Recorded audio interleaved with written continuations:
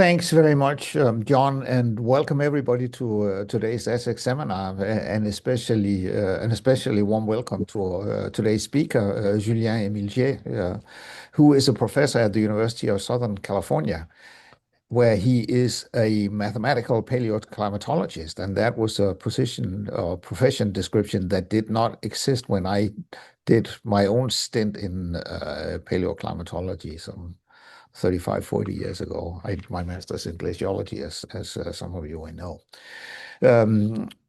Julien got his undergraduate and his master's at the École Normale Supérieure in Paris, after which he came to the US, got a PhD at Columbia, and did postdoctoral research at Georgia Tech. And he is now, as mentioned, at the University of Southern California. And he's going to talk to us about data records in paleoclimatology. Of course, we are very interested in understanding what we have done to the climate in the last 150 years. But it is equally interesting for many of us to try to put that in perspective, what has happened over the longer history of the Earth. And we actually know a lot about this. Several hundred million years, and there has been drastic swings in the climate, which may be not so relevant for us as a species. But Julien today is going to talk about something that is very relevant for human development, namely what has happened over the last couple of thousand years. So in the interest of time, I'm going to stop talking here and over to you, Julien. We look forward to hearing what you have to say. Thank you so much for the invitation. Very happy to be here, not least because talks give me deadlines to actually get research done. And so these are things I've been pondering for a while, some analyses that I started many years ago but never quite finished. And this gave me the push I needed to finish some things. The caveat, of course, is that many of these results are quite fresh. So I probably haven't thought through everything as carefully as I normally do. So if you see any flaws, if you have any questions, I'd be very grateful for any feedback you have. Okay, can you see my cursor here over the screen? Yes. Okay, good. All right, so first I want to acknowledge a few collaborators for this particular thing. A lot of this is motivated by a current grant I have with Greg Hakim, who I believe was the speaker here 2 weeks ago. One thing you may not have gleaned from Greg's talk is that he also is a very prolific researcher in paleoclimate, and particular through the Last Millennium Reanalysis, and we've been collaborators for a little over 10 years now, and I'm very grateful for that. There's also, contributions from his graduate student Zilu Meng, who's done some wonderful work. Some colleagues, you'll see that I'll talk about a perhaps rather unusual data source called boreholes. And so Francisco Cuesta Valero and Hugo Beltrami helped us make sense of these archives. And finally, I want to acknowledge two undergraduate students at USC who helped, generate some of the results that you're going to see. So I'll give a little bit of background as to why and how we reconstruct the climate of what's called the Common Era, basically the last 2,000 years of Earth history. Then I'll talk about how we can validate those, as well as validating simulations, made with general circulation models. And then I'll be primarily concerned about answering this question of whether we live in extraordinary times. That is to say, are we seeing unprecedented levels of warming in the recent past, which is a common question, a common context. Yeah. Okay, so in terms of reconstructing climate, why do we even want to do that? And the answer is to provide context. So this is something that was done in the last IPCC report. Perhaps most of you have seen this figure from the summary of policymakers. On the right-hand side, you have the usual kind of detection and attribution type of plot on the global mean surface temperature with and without anthropogenic forcings. I'm sure you've all seen this many times. And one thing that had not been there in previous IPCC reports is that this was immediately put in the context of the past 2,000 years. Now, we can pick a few bones with this particular reconstruction and the way the uncertainties were represented, but what's relevant here is that it's immediately apparent here, or at least that's the claim that's made, that warming is unprecedented in more than 2,000 years. And so in this talk, I want to basically go over how we come to know this, or how we come to make such a claim from the evidence that we have. And whether we can make that claim a little bit more precise, whether we can be more quantitative about this. Now, a lot of this started with, perhaps some of you who've been in the business know about this classic study by Mann, Bradley, and Hughes, actually a couple of studies in 1998 and 1999, where they basically used what we call proxy records, mostly from tree rings, corals, ice cores, and such, to reconstruct the global mean temperature. In fact, in this case, the climate temperature field over the last millennium. And one of their key conclusions, which was echoed quite widely in the third assessment report of the IPCC in 2001, was that the Northern Hemisphere mean annual temperature, remember this was in 1998, so in the 90s basically was warmer than any other since at least a millennium. So basically a claim of living in extraordinary times, a claim of unprecedented warming. And this curve became quite emblematic at the time. It triggered a lot of talk in the media. It became a main target of climate denialists, and no fewer than 2 congressional inquiries, which was sort of the good old days in some respects, where people were actually talking about science, which nowadays I almost long for these days. But nevertheless, there were some legitimate concerns about these reconstructions. The data were very sparse, and one of the criticisms was that the statistical techniques that were used to reconstruct climates did not entirely pass muster from statisticians. And so there has been a lot of effort from the community over the past few years to try to address both of these criticisms. So fast forward, 15 years or so, this was from the 5th IPCC report, and you can see one of these characteristic spaghetti plots, as they've been called, where you have now a sort of a proliferation of such reconstructions. This is for Northern Hemisphere temperature again, and you can see, basically that there's not a great deal of consistency between them. I mean, some of them show, relatively very wide multi-decadal centennial swings. Some of them show very muted such oscillations. And interestingly here, and we'll get back to this, in red you have this estimate here that is from boreholes. And boreholes are basically an independent way to anchor these reconstructions and to independently validate them.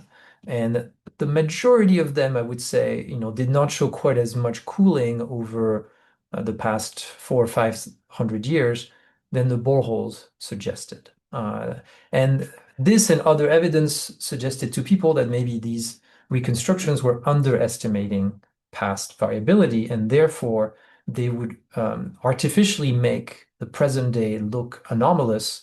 Whereas, if you'd had, for example, this more variable type of climate as portrayed, for example, in this blue curve, including here, then you would not judge the present day in quite such anomalous terms. And so to people like me, this became sort of an important motivation to try and reduce these uncertainties. And there's basically 2 main sources of uncertainties here. One of them is the data sets.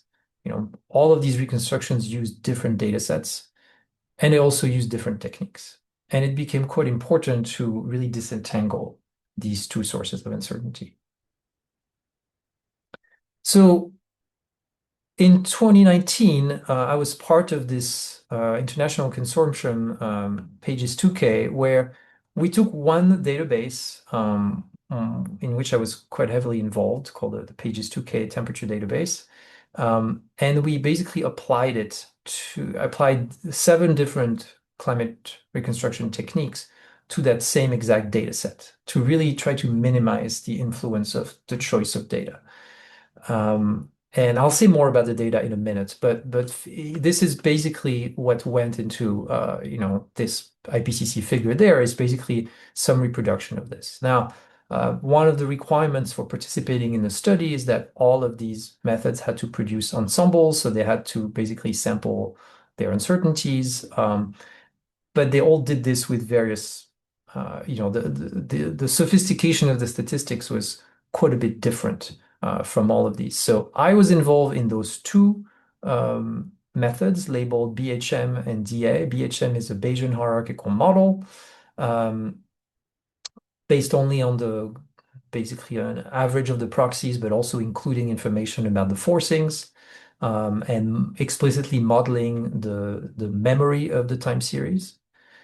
And DA is a form of data assimilation. And in this case, I'll say more about it in a minute. That's going to be the bulk of my talk. But you can see, interestingly, that both of these methods have covered quite a bit of a range when we're looking at um, uh, what is believed to be the coldest point of the Common Era, which is what we usually call the Little Ice Age. So, the exact time of the Little Ice Age is not precisely known. But if you look around 1600 or so, or the early 17th century, you can see that even with the same input data, these 7 different methods come up with quite a range of cooling, some going to about maybe 0.8 degrees, and some of them having it so low as maybe only 0.2 degrees.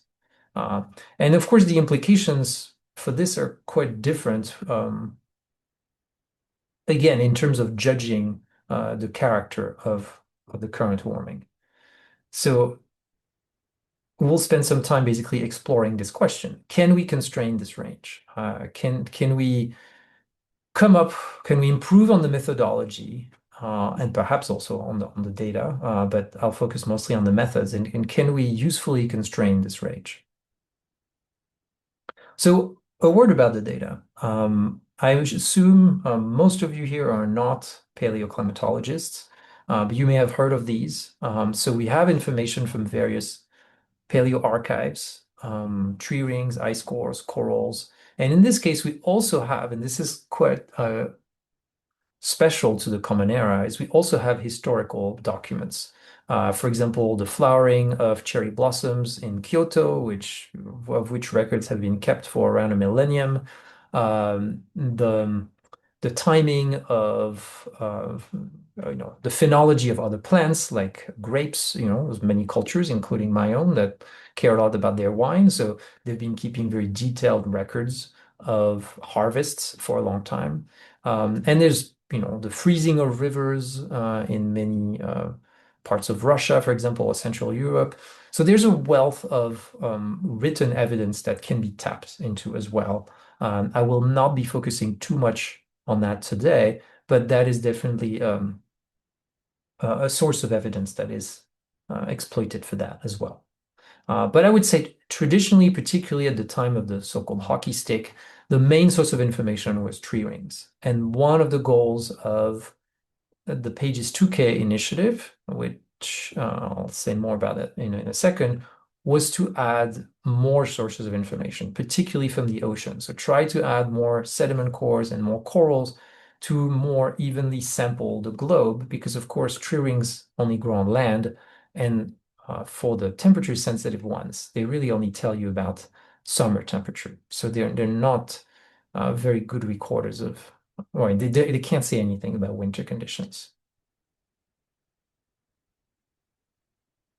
Now, one of the things we rely on for this is to have relatively high precision dating, and that is usually afforded by having layered records.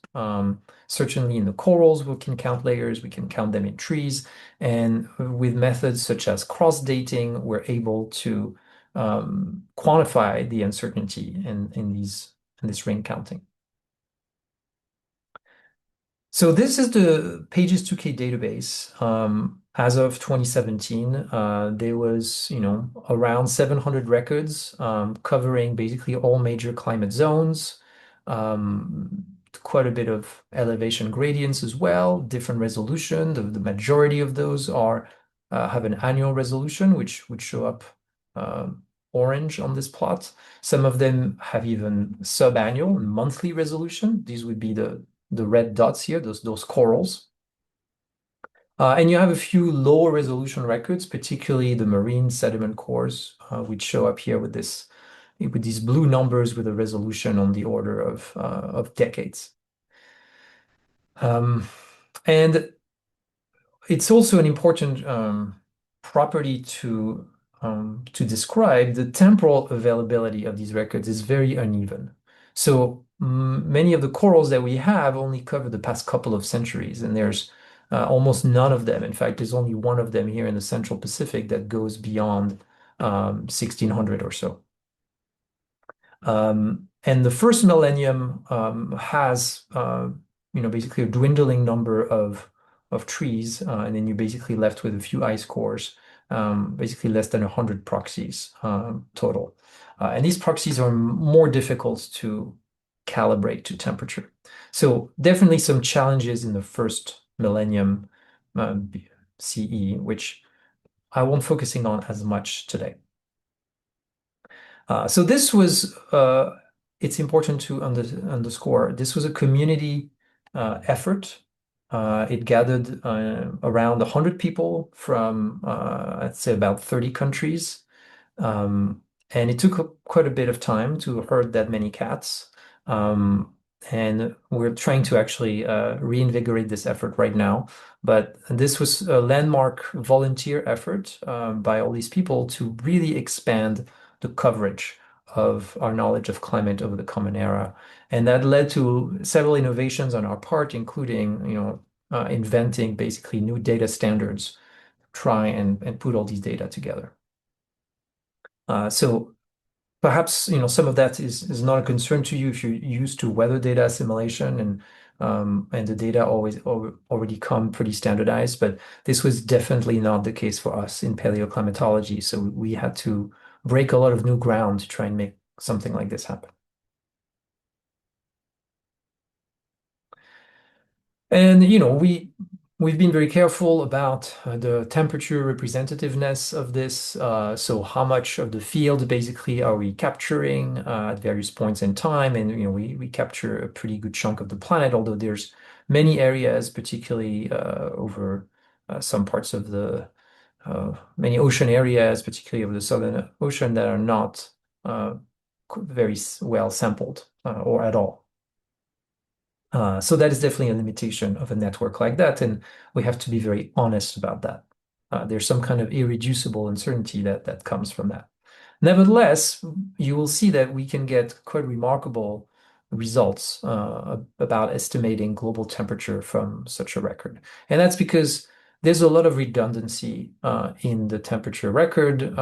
There's a lot of large-scale structure, and basically having just a few well-chosen stations, if we had completely continuous records, would be enough to characterize global temperature.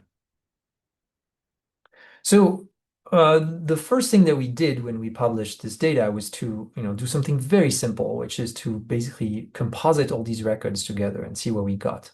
Now, some of these proxies are positive recorders of temperature. Some of them are negative recorders. That is to say, whatever quantity they measure decreases when temperature increases. So we had to basically account for that and standardize them the right way. But when you do that, you wind up with these basically hockey sticks. I mean, every single one of those is a hockey stick. And even though it's not very quantitative, it's not very well calibrated, and it's pretty coarse, this gives you an idea that indeed we should expect something like this. And indeed, the 2019 reconstructions that we had with much more sophisticated statistical techniques gave us much of the same answer, which I showed previously. Now, one thing that happened around that time was that I began collaborating with Greg Hakim and others, but this was really led by Greg, um, to do paleoclimate data assimilation. So data assimilation is probably familiar to most of you at ISIC, I would imagine. Maybe some of you have been doing this for much longer than I, so I'm going to try not to butcher the subject. But in this case, I think the innovation for us is that we had what you would call in the DA world forward operators. We had proxy system models that were able to map whatever climate state vectors, for example, temperature, precipitation, or for us, often it had to do with the isotopic composition of either seawater or the precipitation, and to map those to observables, things like tree ring width, things like the chemistry of a coral skeleton or the chemistry of ice cores. And based on that, basically carry out the same type of Kalman filters that you would in data assimilation. And for this, there are basically two paths. There's the online path, which is probably familiar to most of you, which is having an actual forecast model that links together time instance, but also an offline path, which is where we started from because it was much more economical. So I'll talk about that in a second, but basically when you put together these things, you have the proxy data, you have a data assimilation methodology, and then of course you do need some kind of calibration data. So these proxy system models at this point are relatively rudimentary. They are statistical. You have to calibrate them on observed data. There's definitely room in the framework to make these more mechanistic, and we're currently exploring that in the context of marine sediments, for instance. But so far, even with relatively simple things, we've been able to do quite remarkable things. So for example, this is the LMR version 2.1 in black. And you can see that this is for the global mean, and it compares very favorably with a number of other, historical temperature reconstructions, even though we're not actually calibrating to that global mean. I mean, we're basically calibrating to local temperature data, and we can recover this. And more impressively, actually, we can independently validate this. So I'll talk about this in a second. So we can get a decent scale. This is one such metric called CE, but you can pick your favorite RMS error or correlation. So we can basically get some skillful estimate of climate over the instrumental era. In fact, in some cases, arguably closer to observations or closer to historical temperature analyses than, for example, the 20th century reanalysis, which was quite good news for us. I mean, we did not expect that just with a few trees and corals and ice cores, we'd be able to compete with pressure gauges. But there's so much information encoded in these archives that if you have enough of them and if they're unbiased, you can really beat down the uncertainty quite a bit. Now, I want to talk a little bit about the difference between offline and online assimilation. So online assimilation, I think, is what most of you, if you're in the weather world, are familiar with. You basically have a forecast model.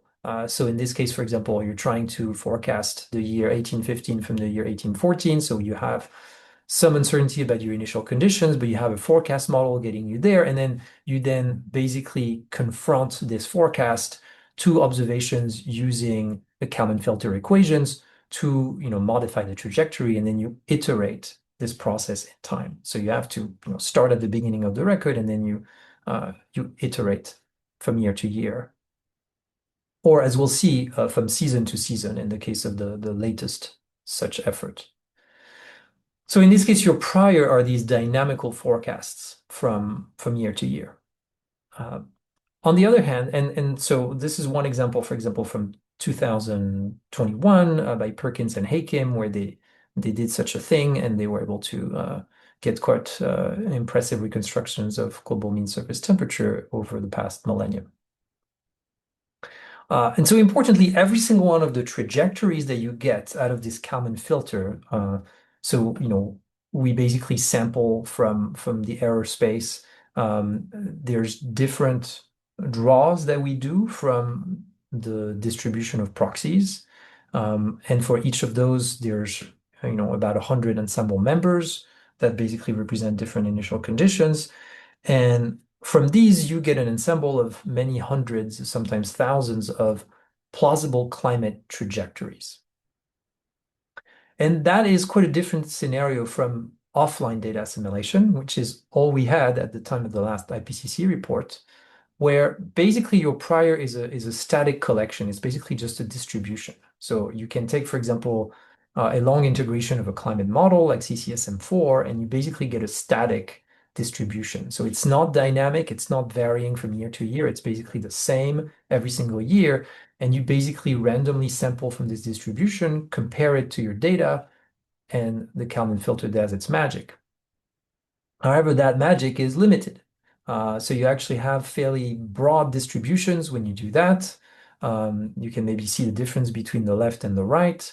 Not only you have much wider uncertainties, but you also one of the big drawbacks of this is that you don't have true system trajectories. Every single one of these lines here is not actually a real system trajectory, and its temporal variability is a bit is not to be trusted. So anyway, I published a paper about this last year. It's probably not too important for you. What is important here is that basically we're continuously improving on this method. So this was the state of the art, I would say, in 2019. But now we have um, two more efforts that use an online ensemble Kalman filter. And this is, again, innovations that were largely driven by Greg Hakim, or entirely driven by Greg Hakim and his group at University of Washington. So LMR Online is what I was just showing from 2021. And very recently, Zilu Meng published a seasonal reconstruction. And that's here in orange. And you can see the two online reconstructions have quite a bit more year-to-year variability than the blue one. So in some ways, that's good news, because if you remember, on our original plot of the 2019 reconstructions, the one labeled DA, which was really this one, LMR 2.1, was a bit too flat. And it didn't show enough cooling during the so-called little ice age around then. And you can see that those reconstructions using the same exact data sets, but using online data assimilation well, we can show that they do a better job at extracting the information from the proxies, and they also, take advantage of the dynamics of the climate system. We know the climate system has memory. We know that if you're in a cold decade, chances are things will persist over time. And those dynamics are, in this case, carried forward by a linear inverse model that's fitted to a climate model. So we can capture the persistence of climate states over long periods of time. We can model variables like ocean heat content. So it's not just temperature, it's a multivariate reconstruction. But what we are interested in doing here is seeing if we can meaningfully validate this. Can we come up with some kind of independent validation that would tell us, which of those, for instance, is closer to reality? And so, yeah, once again, the ones in blue here are offline. The ones in green are both online, but using a somewhat different methodology. And our question is, which one of those is closest to observations? So now let's talk about the reconstructions. There's various ways, in fact, that we can validate reconstructions. We can use proxies that have been withheld from the reconstructions. So that would be an example of cross-validation, right? Like you would keep a separate bag of proxies that the algorithm has not seen, and then you would basically forward model, use the forward operator to do some kind of independent validation. You could also use some early instrumental observations. There's several areas in the globe where you have records going back pre-1850. And so there's only a few such locations where you can do that. Same thing with documentary data. There's a handful of really, really long and beautifully documented or beautifully curated documentary data sets. But it's only on land. It's only usually in places like Europe or Japan, basically Europe and Asia, China in some cases. So there's not a whole lot. You can't carry this out at a global scale. But one thing I want to talk about today is using actually borehole paleothermometry, which it's certainly not the only thing we rely on, but it's relatively new, and I'm excited for its potential. So what are boreholes? Boreholes are holes in the ground, basically, that are dug usually as part of the oil industries or mining industries sort of routine processes, for prospection. But basically, these holes are then filled with certain heat conducting liquid, and then thermocouple is lowered in there, and then if you wait long enough, you can get a detailed temperature profile. And that profile actually reveals some information about the way heat is propagating through the crust. That's the gist of it. There's obviously some complications having to do with fluid flow during within the crust, having to do with changes in things like snow cover in certain areas. But the important point for this talk is that there was a compilation put together a few years back by my collaborators, Francisco Cuesta Valero and his advisor, Hugo Beltrami, of over 1,000 such boreholes covering most major land areas. And so that gives us an opportunity to independently validate these reconstructions.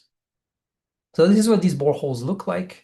They're taken, they cover different depth ranges, but most of them would cover the past 300 years or so, which would get us back to around the year 1300 if you look at the rate of diffusion within the crust.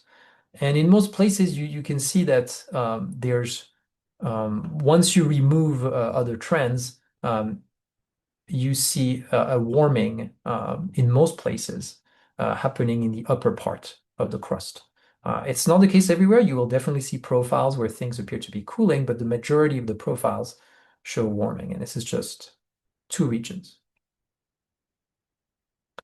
And in this case, the forward model is blissfully simple. It's basically just heat diffusion. And so you have an analytical kernel. The physics are, the diffusion that you all grew up with. And basically, all you need to know about it is that what it's going to do is blur any kind of signal. So this is not going to enable us to reconstruct year-to-year variations. In fact, it's going to really apply some kind of low-pass filter. But one of the things it's very good at, it's constraining the amplitude of something like a little ice age, like knowing, for example, in the 1600s, what was the average temperature around then. This type of data sets will be ideally suited for that. So we can do that. We can basically take, in our case, the surface temperature reconstructed from one of these data assimilation products. And maybe I neglected to say that they are spatially resolved, right? So we're really covering the entire globe. And we can then say, okay, well, let's take a certain grid point. Let's pass that through our forward model, which in this case is this very simple equation, once we know the parameters. And basically, T0 here would be this thing, would be this surface temperature history. And you then get a forward model profile, which would be this blue one right there. And you can compare it to the observations. Now, this is a particularly favorable comparison. Not all of them are as favorable, but that's the general idea. And then you can basically quantify misfit and test whether different reconstructions, in fact, any kind of temperature history that you have over the past few centuries can be passed through this forward model. So reconstructions, of course, but you can also use that to validate climate models. So if we do this for LMR 2.1, we find that most of the time, the amount of warming observed near the surface is quite a bit weaker than what the boreholes suggest. So that would confirm the claim that basically variability in LMR 2.1 was muted. And this is not entirely surprising given that, again, this offline data assimilation was not really fully taking advantage of the memory in the climate system. However, online data assimilation has that information, at least insofar as it's captured in the forecast model of this DA process. And so now you can see that there's actually, again, toggling back and forth. This was the offline DA, and online DA is quite a bit closer to these observations. LMR seasonal, in some cases, is actually even a little bit warmer than what the observations suggest, but also in the same ballpark. And you can actually quantify this in various ways. I personally like to phrase it in terms of just heat content anomalies. So assuming a constant heat capacity and density in the upper crust, you can basically translate these temperature profiles into joules, basically. And you can carry out some kind of competition. And in this case, we see that it's actually LMR online that would be closest to these observations. And as I said, we can also play this game with simulations. So for example, in the last IPCC effort, the last CMIP effort, there is one part of CMIP that probably not many of you think about every day, which is PMIP, the Paleoclimate Model Intercomparison, which is now at its fourth stage. And there's a little complication here, which is that most of these simulations stop in 1850, and then you have to basically stitch them together with historical simulations, which are the ones that probably most of you are familiar with. And so there's some uncertainty with that because some of these models have a different baseline. So I had to tweak them a little bit to generate this figure. But generally speaking, these models have relatively little variability except around the time of volcanic eruption. So a lot of these spikes that you can see here correspond very closely with the timing of volcanic eruptions. But they're also forced by variations in solar irradiance. So we can look at these and also ask, which ones are closest to observations. And in this case, this is one such example that's not particularly successful. This one has a pretty big mismatch to observations. This one is much closer to observations. That's the model from the Max Planck Institute. And this is actually the one that wins most of the comparisons. So I'm only saying this here in the sense that we can use various metrics of similarity between, again, the forward modeled versions of these simulated temperature histories and the actual borehole profiles. And we can get some idea of some independent validation, which is also very valuable because otherwise we have very little way of knowing which of these simulations is right, so to speak. Okay, so now that we have that and that we're able to trust that a little bit more, I want to get back to our original question, which is, do we live in extraordinary times? How confident are we that the recent warming is unprecedented, for instance? So we can get back to these reconstructions. Once again, what's very nice about this is that we have an ensemble. So we have these climate system trajectories in the case of online DA, or at least in the case of offline DA, we have this distribution of past climate states. And we can ask, if we look, for example, at the mean over some recent interval, we can say, how does it compare to the mean of other comparable intervals? For example, you can look at the mean of the 1990s or 1975 to 2000, 1951 to 2000, or 1901 to 2000, and you can compare to similar time periods in the past. And you can do this for the mean, and you can also do it for the warming rate. So in this case, I'm very simply fitting a linear trend through various intervals. using ordinary least squares and just comparing the slope of this line. So that's what we'll be doing in the next 5 minutes, and then I'll release you. And so that's our question. How exceptional are these levels of warmth, basically the average, and the warming rate, the slope of this warming? So here is this question evaluated for the LMR 2.1. So you have basically the last 10 years of the record that are here. Sorry, there's a little typo in the labels, but this is basically 1991 to 2000.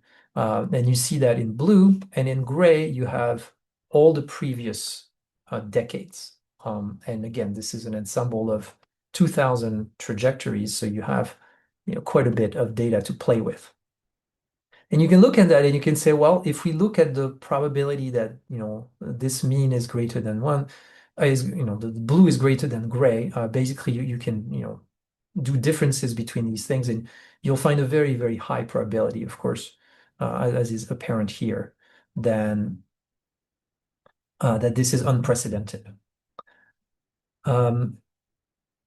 So not much doubt here. Of course, part of the problem is that we don't, LMR 2.1 probably underestimated past cooling, and there's a question as whether it misrepresented trends. So when we look at trends, we see a very clear picture in terms of 25 years, 50 years, or even 100 years. But for 10-year trends, for example, we can see that the recent ones is really not exceptional in the context of the past millennium. So in this case, I limited the analysis to last millennium because I wanted a common period of overlap between all the reconstructions.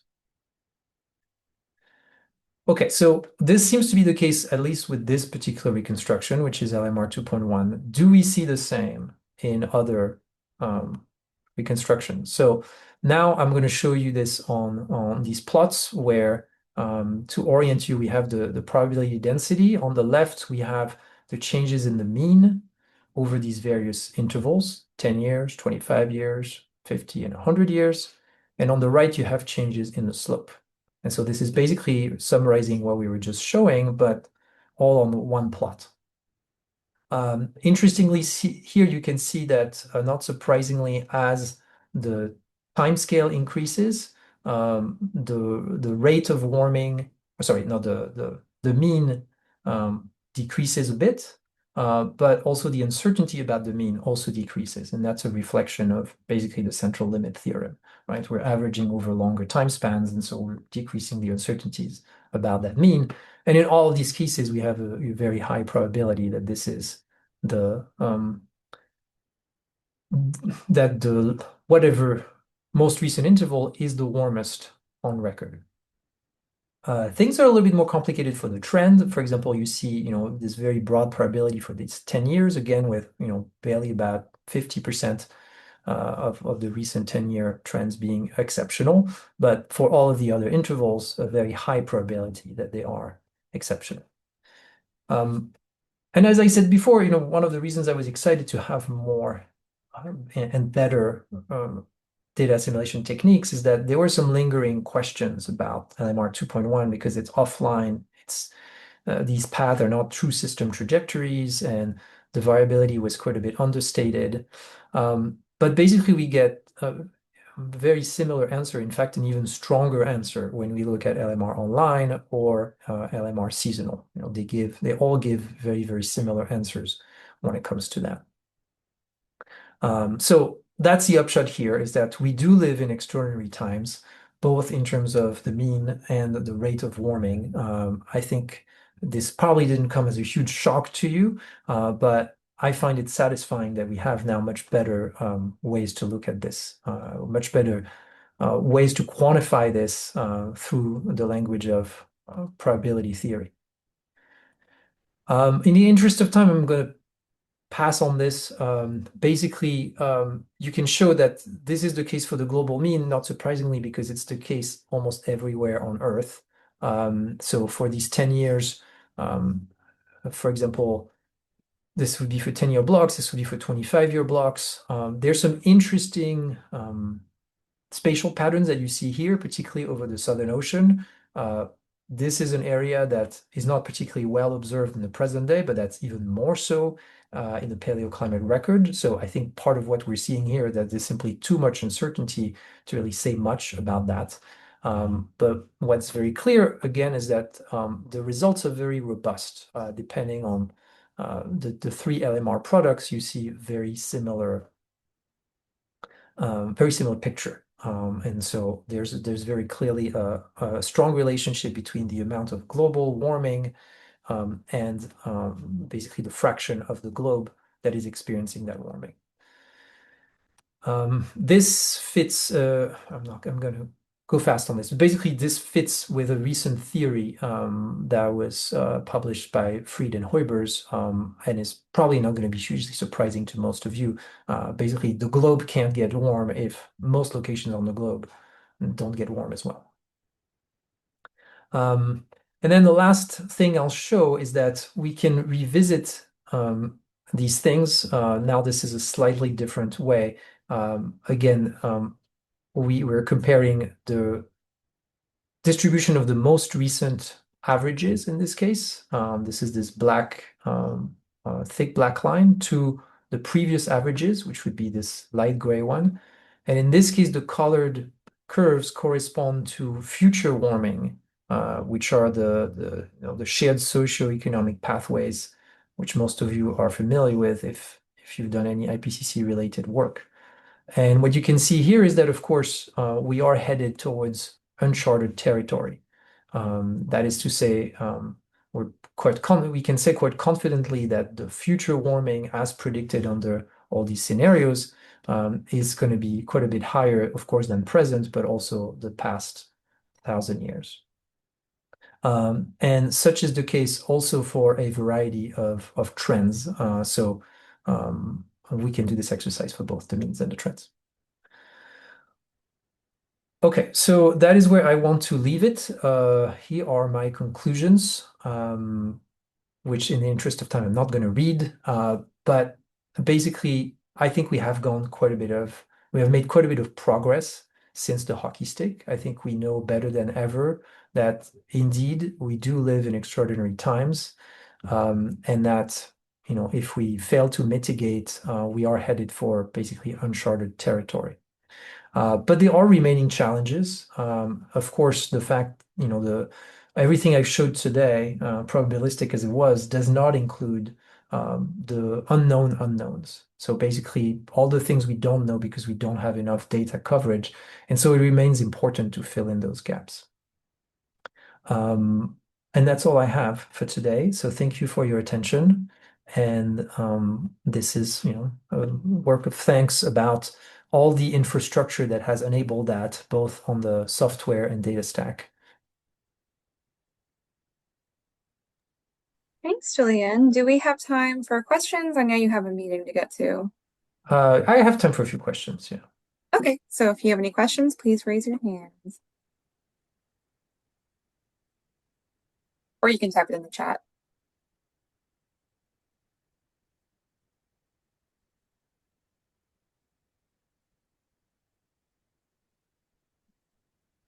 Not a lot of questions. I guess it's all very clear.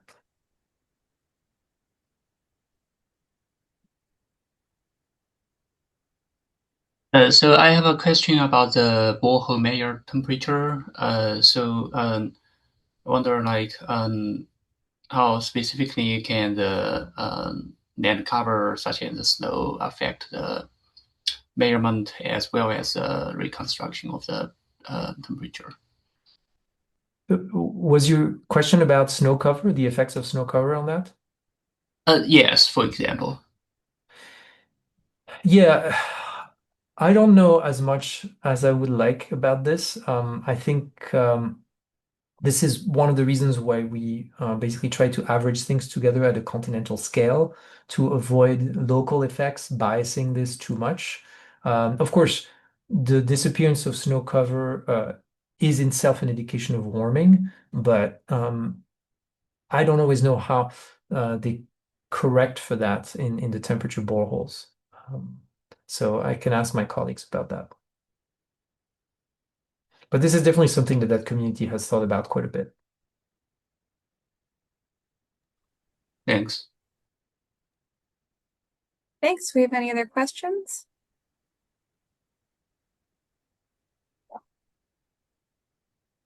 All right. Well, in that case, we can let Julien head off to his next meeting. So big thanks to him for giving us this talk, and big thanks to everybody for coming. Oh, there is a comment really quick. It doesn't seem like there's a question, but we can take a look at that. But yeah, thank you everybody for coming today. Right.